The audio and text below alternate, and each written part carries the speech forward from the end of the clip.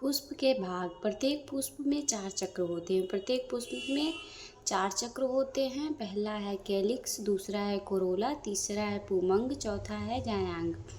Calyx, Corolla, पुमंग और जायांग। पहला calyx को देख लेते हैं। पहला वाला जो है उसको देख लेते हैं। कैलिक्स का सबसे बाहरी भाग, कैलिक्स पुष्प का सबसे बाहरी भाग है। कैलिक्स क्या है? पुष्प का सबसे बाहरी भाग है। कैलिक्स पुष्प का सबसे बाहरी भाग है। इसकी इकाई को बाह्यदल कहते हैं। कैलिक्स पुष्प का सबसे बाहरी भाग है। इसकी इकाई को बाह्यदल कहते हैं। बाह्यदल हरी पत्तियों की तरह होती हैं। बाह्यदल कैसी होती हैं? हरी पत्तियों की तरह होती हैं। कली की अवस्था में फूल की रक्षा करते हैं। कली की अवस्था में फूल की रक्षा करते हैं। बाह्यदल जो होते हैं कली की अवस्था में फूल की रक्षा करते हैं।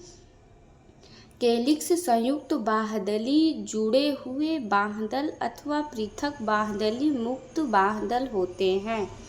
कैलिक्स में संयुक्त बाह्यदली, जुड़े हुए बाह्यदल से अथवा पृथक बाह्यदली, मुक्त बाह्यदल होते हैं।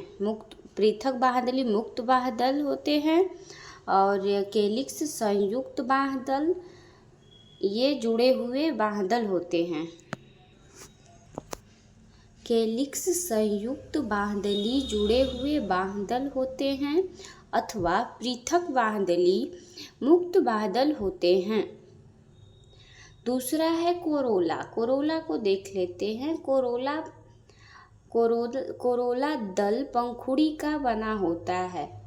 ऊपर आप देखे होंगे कैलिक्स पुष्प का सबसे बाहरी भाग है और कोरोला क्या है? कोरोला दल पंखुड़ी का बना होता है। कोरोला दल जो होता है पंखुड़ी का बना होता है। दल प्रायः चमकीले रंगदार होते हैं। आप फूल के ऊपर देखे होंगे जो पंखुड़ी निकली रहती है वो प्रायः चमकीली होती हैं, चमकीली और रंगदार होती हैं। कैलिक्स की तरह कोरोला भी संयुक्त दली अथवा पृथक दली होती हैं। कैलिक्स में भी आप देखे हैं कि जो कोरोला होता है संयुक्त दली अथवा पृथक दली होता है।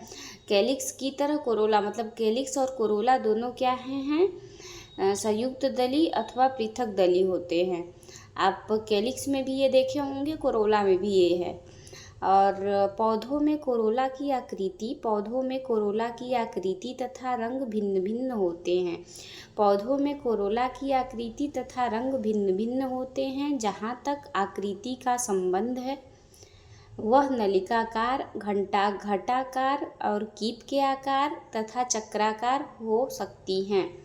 पौधों में कोरोला की आकृति तथा रंग भिन्न भिन्न होता है। जहाँ तक आकृति का संबंध है वह नलिकाकार, घटाकार, कीप के आकार तथा चक्राकार हो सकती हैं।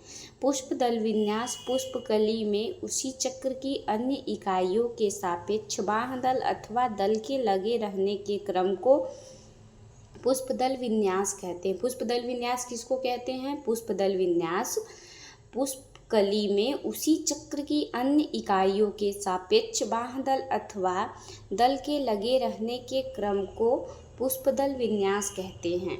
पुष्पदल विन्यास के प्रमुख प्रकार कोर स्पर्शी, विवर्तित और कोरछादी वैक्जेलरी होते हैं।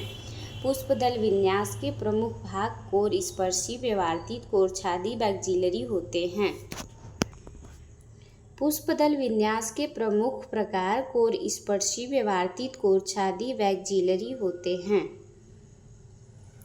जब चक्र के बाह्यदल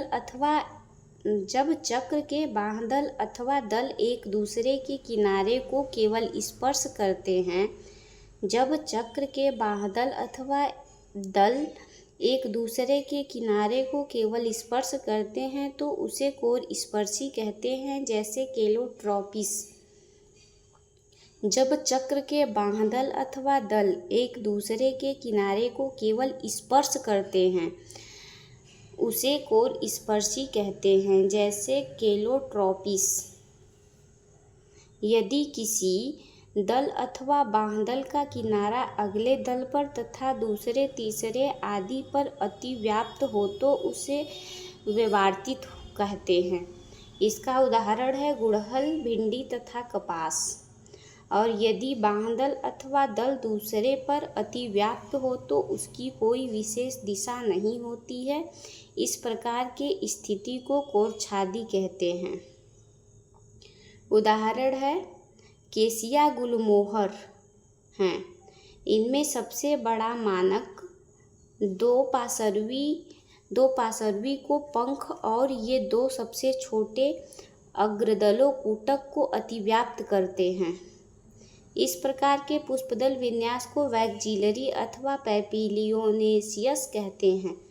एग्जाम्पल इसका है मटर, सेम में 5 दल होते हैं। जैसे स्क्रीनशॉट लेना है, नोट्स बनाना हो, वो स्क्रीनशॉट यहाँ से ले सकते हैं।